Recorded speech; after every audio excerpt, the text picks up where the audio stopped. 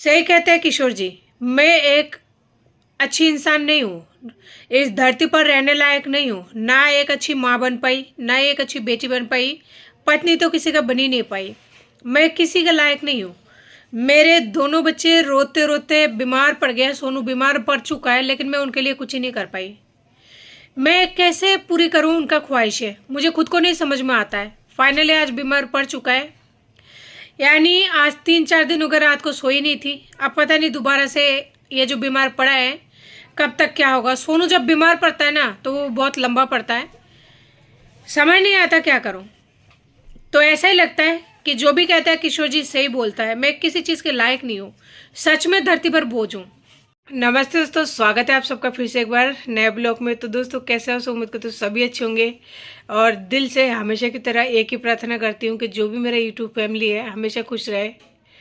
दोस्तों मेरी जैसा बदकिस्मत लेकर ना कोई जन्म ले और ना ही भगवान ऐसा किस्मत किसी को भी दे, चाहे वो मेरे दुश्मन हो या फिर दुश्मन के भी दुश्मन हो। सभी के लिए यही कामना करती हूँ मन से, क्योंकि जो मेरे साथ हालत है ना, मैं बर्दाश्त तो कर रही हूँ, पर मुझे सच में नहीं पता कि मैं कब तक अपना सहन शक्ति या फिर धीरज बांध के रख पाऊंगी।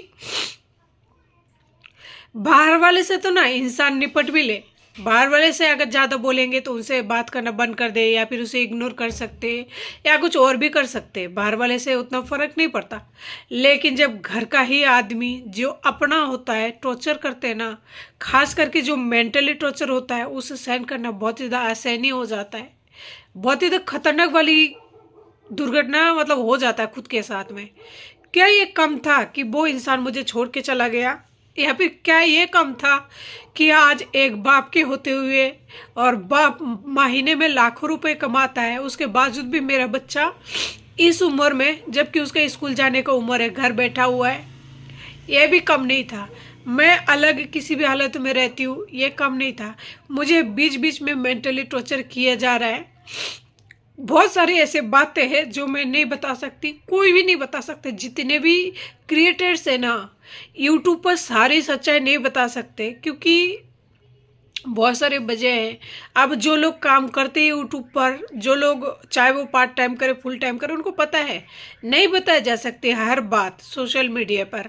और कुछ बातें इसलिए भी नहीं बताया जा सकती, जैसे अगर मैं कुछ बोलूँ तो उसका फ़ायदा मेरे पति ना उठा ले, तो बहुत सारी वजह होती है। आज मेरी जो हालत है, जो कंडीशन है, मुझे खुद से डर लगता है कि कहीं मैं पागल ना हो जाऊं।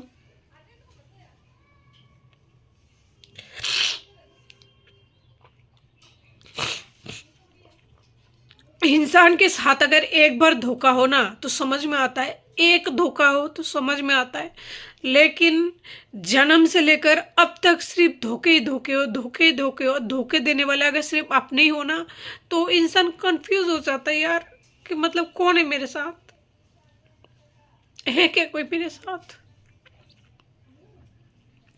क्या रास्ता है मेरे लिए, कुछ समझ नहीं आता है। इंसान है ना बहुत बुरी तरह से कंफ्यूज हो जाता है कि हो क्या रहा है। सब कहते हैं धीरज रखो सब सही होगा, बुरे दिन के बाद अच्छे दिन आएंगे, लेकिन धीरज की जो लिमिट होती है ना, जितना दिन जाता है ना उतना खत्म होता जाता है। और ऐसा पता है कब होता है? चारों तरफ से जब निराशा ही निराशा हाथ लगते हो ना, तब ऐसा होता है। फैमिली में अगर एक भी मेंबर्स आपके साथ हो ना, एक भी मेंबर्स अगर आपके साथ हो तो समझ में आता है।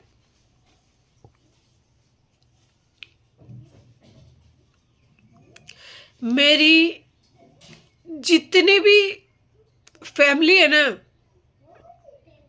सब अलग है, और फैमिली का हकीकत ये है, अगर आप किसी पर पैसा लुटा पाते हो, किसी को दे पाते हो, कोई आया आपके पास में, आपने उनको दे दिया, जाते टाइम उनको हाथ में दो, आए तब उनको दो, अच्छा उनका देखभाल करो, तभी फैमिली टिकती है, नहीं तो कोई फैमिली नहीं टिकती है। मेरे साथ हमेशा ऐसा होता है, जैसे मैं आप लोगों से बात करती हूँ ना तो बातों ही बातों में बात निकल आती है। अभी मैंने बोला ना कि लेना देना करता है जब भी फैमिली टिकती है, तो मैं आज आपको है ना मेरी बहन के बारे में बता देती हूँ। मेरी बहन की जब शादी हुई थी तो वो आई थी मेरी यहाँ पे।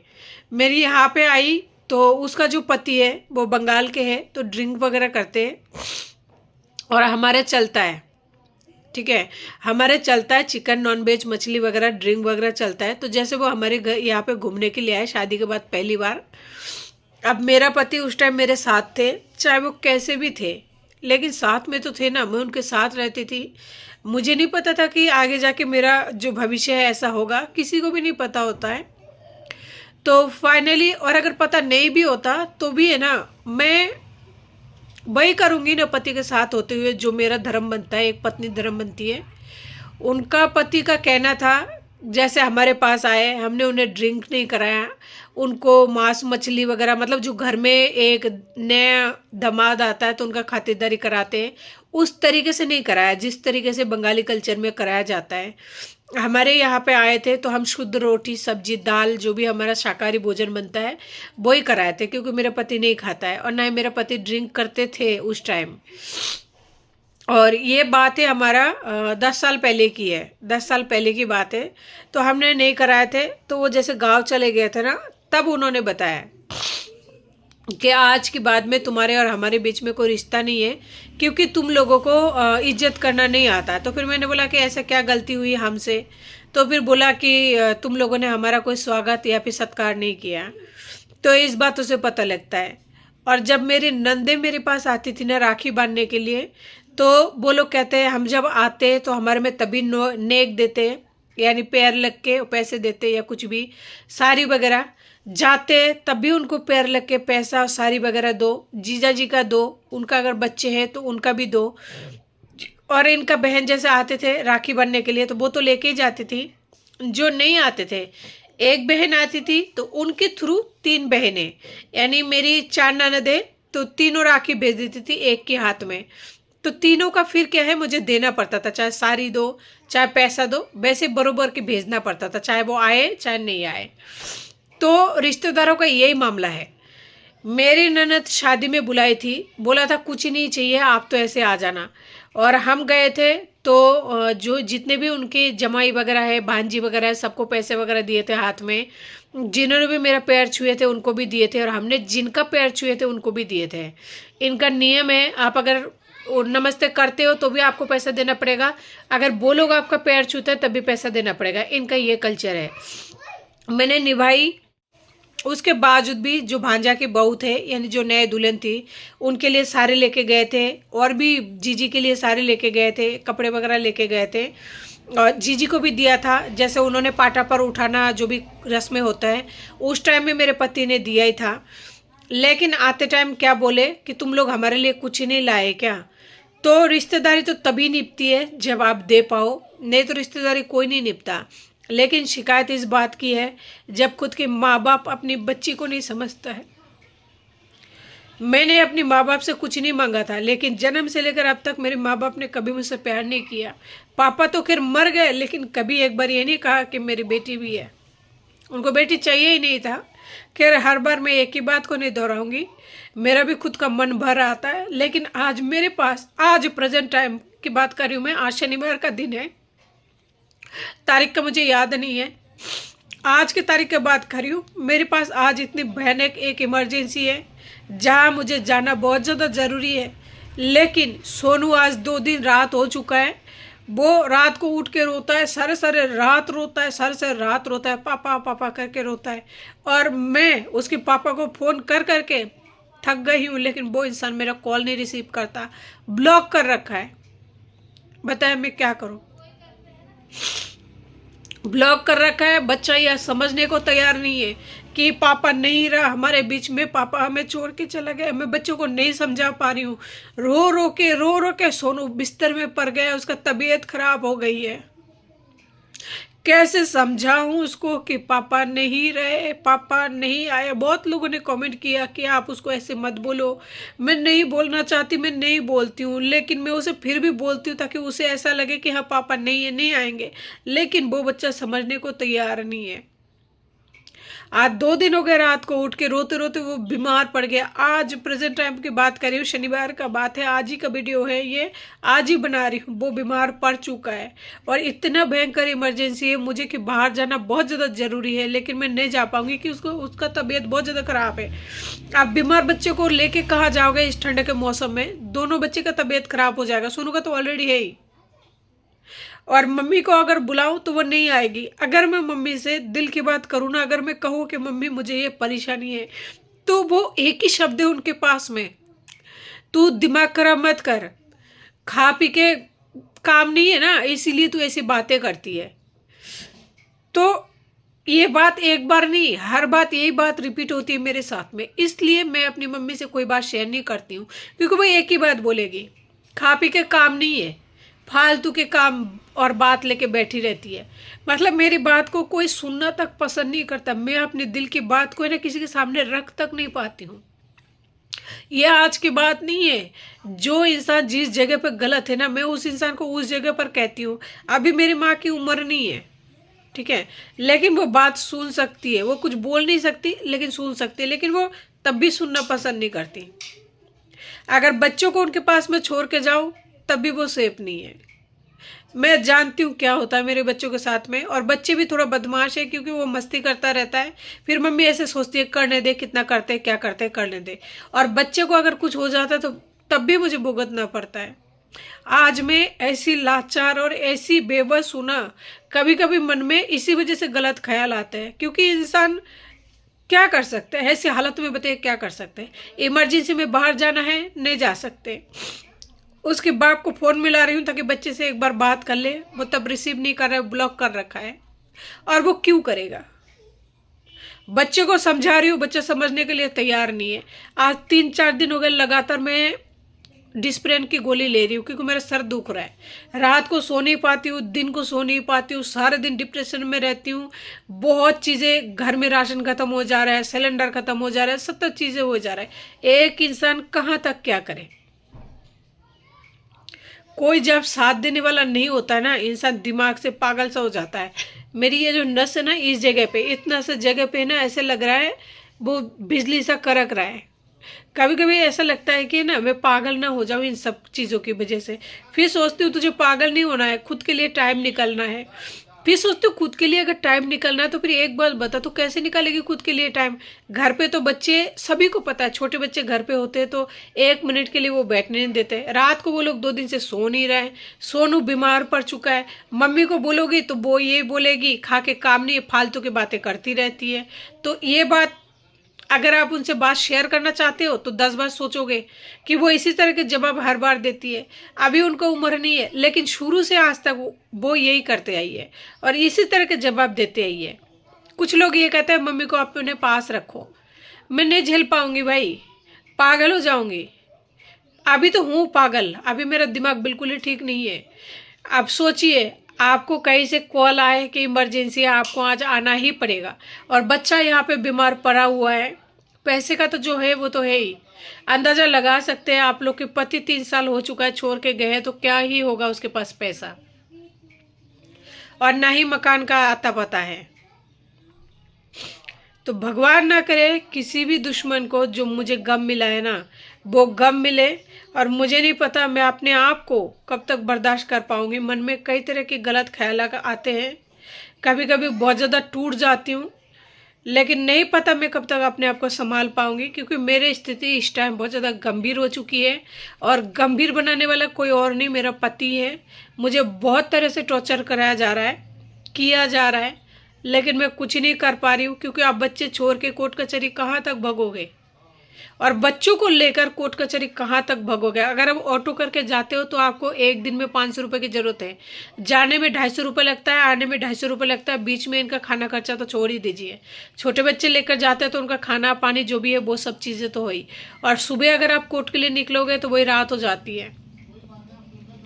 नहीं समझ आता है कि ज़िंदगी जिए तो कैसे जिए, किसके सहारे जिए, किस तरीके से जिए।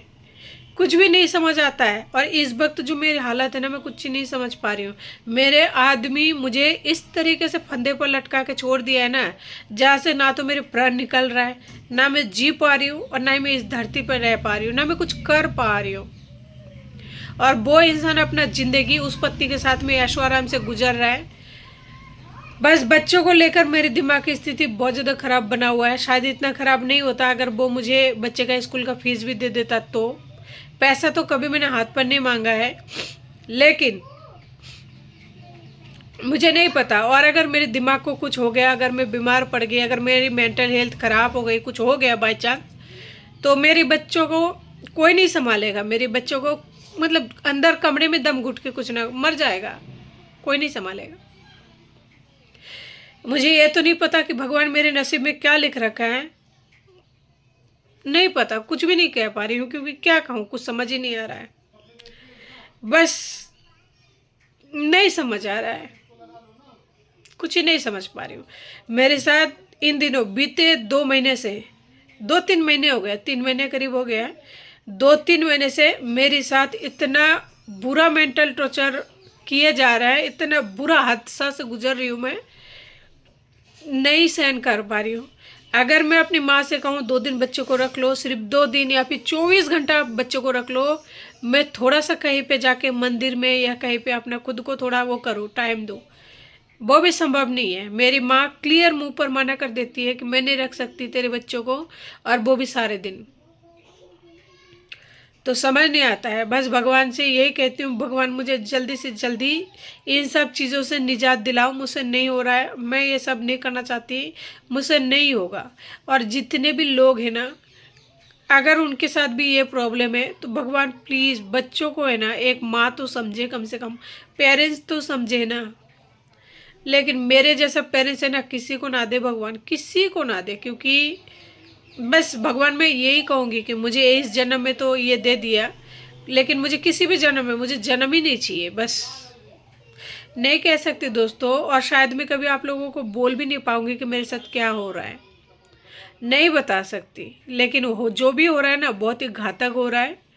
और मैंने कुछ लोगों से कांटेक्ट करने की भी कोशिश की है, लेकिन नहीं हो पाया। अगर वो लोग कांटेक्ट हो जाता, बात हो पाती ना, शायद कोई ना कोई सॉल्यूशन निकल जाती है। लेकिन वो कहते हैं ना, जब रास्ता बंद होता है तो चारों तरफ से रास्ता बंद होती है। मेरे साथ फिलहाल वही चीज़ हो रहा है। अब देखते हैं भगवान क्या करते हैं। जब से जन्म लिया ना, तब से लेकर अब तक मैंने सिर्फ सब कुछ खोया ही है। कुछ भी मुझे नहीं मिला, ना तो मेरे हिस्से का मुझे प्यार मिला, प्यार तो दूर के बात रहे, एक इंसान का नाते भी मुझे प्यार नहीं मिला। 2 बच्चे हुए, लेकिन बच्चों को भी नसीब में खुशी नहीं मिली। हर तरह से मैंने सब कुछ खोई है। बस इस वक्त भगवान से ये प्रार्थना करूँगी कि भगवान मुझे इतना सहन शक्ति दे दो कि मैं इस पल को झेल लूँ। ये जो पल है ना, मैं नहीं झेल पा रही हूँ, और लगातार डिस्प्रिन भी ले रही हूँ, लेकिन ऐसा लग रहा है डिस्प्रिन से कोई काम नहीं हो रहा है। 24 घंटा सर दर्द हो रहा है, और शायद ये बहुत ज़्यादा सोचने की वजह से, और रेस्ट तो बिल्कुल हो ही नहीं पा रहा है। और कुछ काम ऐसे हैं जो मुझे करने हैं, लेकिन मैं बोल नहीं पाऊँगी। खैर, अगर कभी वो काम या फिर बात अगर आप लोगों के सामने आए तो मुझे गलत मत समझना, क्योंकि अगर मैं यहाँ पे कुछ भी बोलती हूँ तो उसका फ़ायदा मेरे पति को मिलेगा, वो उसका फ़ायदा उठाएगा। इसलिए मुझे कुछ भी अगर बात कहनी है तो मुझे सोच समझ कर कहना होगा। तो इस बात के लिए दिल से माफ़ी चाहती हूँ। वैसे कोई बड़ी बात नहीं है तो नॉर्मली, लेकिन नहीं कह सकती। और देखिए यहाँ पे मेरे बेटे की हालत, वो जग रहा है छोटू, और सोनू वहाँ पे सो रहा है, क्योंकि उसका तबीयत बहुत ज़्यादा ख़राब हो चुका है। उसको देख देख कर मेरी तबीयत डाउन हो गई है। मैं उसको लेकर वैसे ही परेशान रहती हूँ। जब वो नॉर्मल रहता है ना, तब मुझे थोड़ी सी खुशी मतलब रहती है। लेकिन ये 2-3 दिन से रोते रोते ऐसे हालत कर लिया अपना, अब बिस्तर में पड़ चुका है। अब ये बिस्तर में पड़ा हुआ है। अभी अभी मैंने उसे दवाई दिया है। छोटू अब जग रहा है, और भाई सो रहा है ना, इसी वजह से ये सो रहा है। वो सोया नहीं है, उसे भूख लगी है। देखिए अंगूठा चूस रहा है वो, उसे भूख लगी है। लेकिन सोनू बिस्तर में पड़ चुका है। अब समझ नहीं आ रहा है मैं क्या करूं, कुछ नहीं समझ पाती हूँ। भगवान का लीला, ना जाने भगवान मेरी किस्मत में क्या लिख रखा है। बस भगवान इतना मुझे सहन शक्ति देना कि इस पल को मैं झेल लूँ। ये जो पल है, इसे झेलना बहुत ज़्यादा मुश्किल है। बहुत ज़्यादा तकलीफ और दुख पा रही हूँ। अब देखते हैं भगवान क्या करते हैं मेरे नसीब में। बस वही है सब कुछ।